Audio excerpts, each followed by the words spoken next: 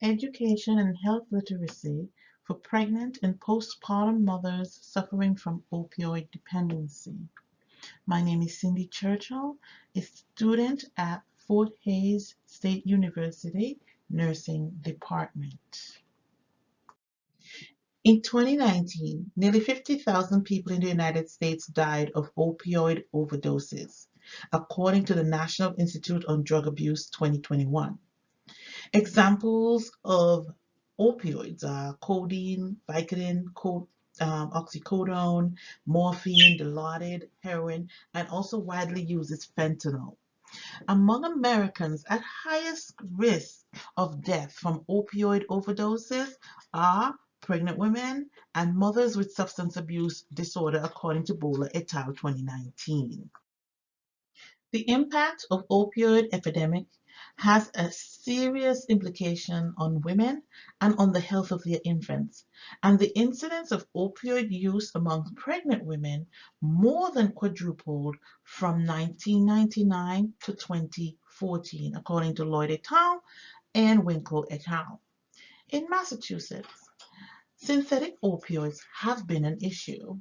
Fentanyl-related deaths increased at a rate of 26.8% in 2018 and have been involved in 90% of all opioid-related deaths in Massachusetts, according to Lloyd. To further narrow my area of interest, we will focus on the four counties of Western Massachusetts, which are made up of the Berkshire, Hampshire, Franklin, and Hampden counties. These four counties of Western Massachusetts have higher prevalence of prescribed opioid use than the rest of Massachusetts, especially among adolescents. They have a higher rate of substance use among pregnancy or during pregnancy, resulting in infants born with neonatal opioid withdrawal syndromes, formerly referred to as neonatal abstinence syndrome. There are fewer drug treatment programs available in Western Massachusetts, and in recent years there has been an increase of 73% in the number of drug overdose related deaths and an increase in the illicit use of fentanyl in the year 2018, according to Bueller, and also according to the Massachusetts Department of Public Health. One program that was established in response to the opioid crisis is the Moms Do Care Empower program. It's established in Greenfield, Massachusetts, which is part of the Franklin County. It's a community-based program for pregnant, postpartum, and parenting women with opioid use disorders. This program was funded by the Substance Abuse and Mental Health Services Administration of the Massachusetts Department of Public Health. It provides peer mentorship support, assistance, accessing medication for opioid use disorder and other substance use, such as alcohol and recovery services, access to health care and social services, trauma-informed midwife care, counseling, care coordination and referrals, support and advocacy with the Department of Children and Family and with the criminal justice system.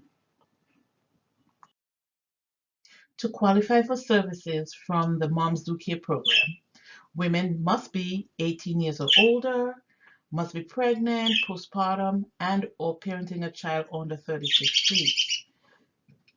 Other qualifications include have used a stimulant such as cocaine or heroin or any opioid use without prescription, or have been on medication for opioid use disorder, or have a history of opioid overdose, or may need assistance with obtaining medication for opioid use, substance use treatment, uh, recovery support, and other health services. Or she may be just wondering where to go for help for even things like transportation and housing, etc. The program provides access to other community agencies, and within the program have peer counselors, recovery coaches, the doulas, personalized care managers, and access to prenatal care midwives through the Pioneer Women's Health, and also just making a network with other agencies. Why is Moms Do Care Empower so important? The incidence of neonatal intensive care unit admissions for neonatal abstinence syndrome, referred to as NOWS, increased from 7 cases to 27 cases per 1,000 admissions per year, according to Bagley et al. In 2018. Pregnant women with opioid use disorder are at higher risk of poor outcomes, including severe maternal morbidity and mortality, than other women with opioid use disorder.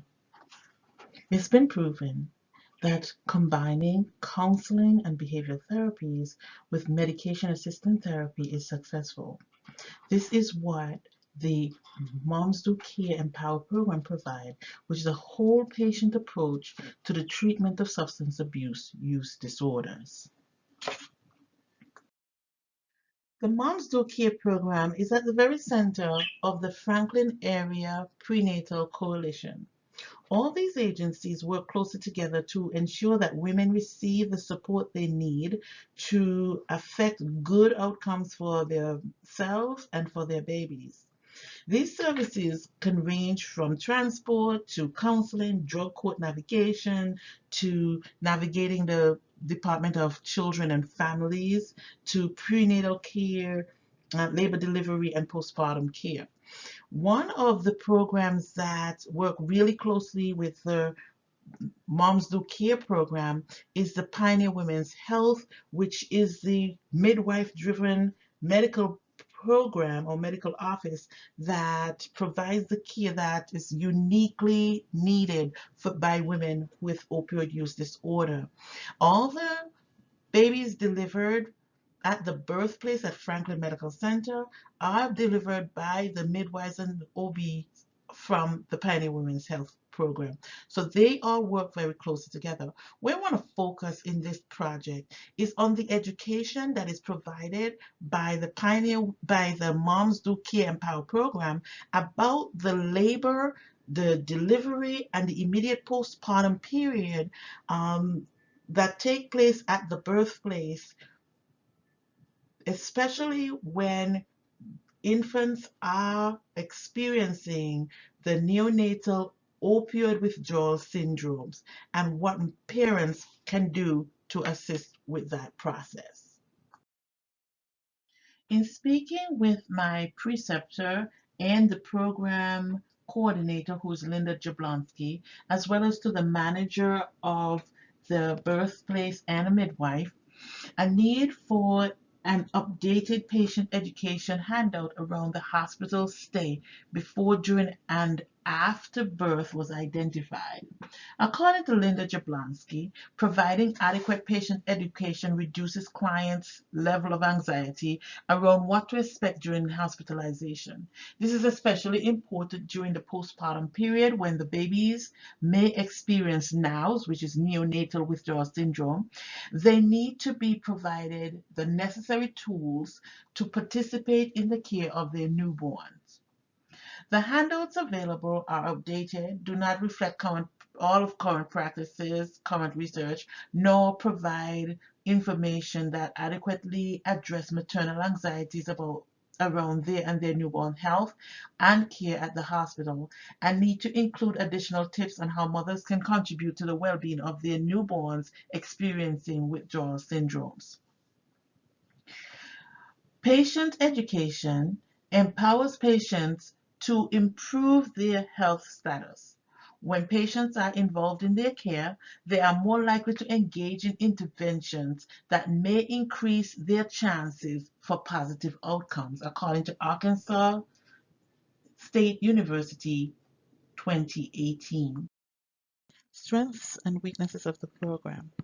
Moms Do Care Empower allow women with opioid use disorder to gain information about what services are available within the community all in one place. The women are provided care that is free of stigma, and Moms Do Care Empower provide information and support that reduces anxiety and decreases fear of treatment among these women. And each woman receives an informational package that helps them to navigate the different services, including care at the birthplace, when they're interviewed, when taken into the program. Weakness of the program, research and practice change quickly within the healthcare and provision for frequent updates of handouts and literature not in place. Current handouts do not reflect the current language and practice according around things like neonatal opioid withdrawal syndrome, and the current handouts do not provide education about the parent's role in care for the newborns withdrawing from opioid exposure while in the hospital. My proposal for solving this issue is to rewrite and or redesign the and update current language in handouts, including information such as neurostatistics and information on polysubstance use, the role of social services and DCF involvement, and current practice of rescue dosing for infants experiencing withdrawal symptoms. I'd like to also include information that reflect the compassionate care delivered by the birthplace and the Pioneer Women's Health staff, and to make information into a more of a booklet form with an index for easy use. This is the end of my presentation. The references are on this and the next page. Thank you for listening to my presentation.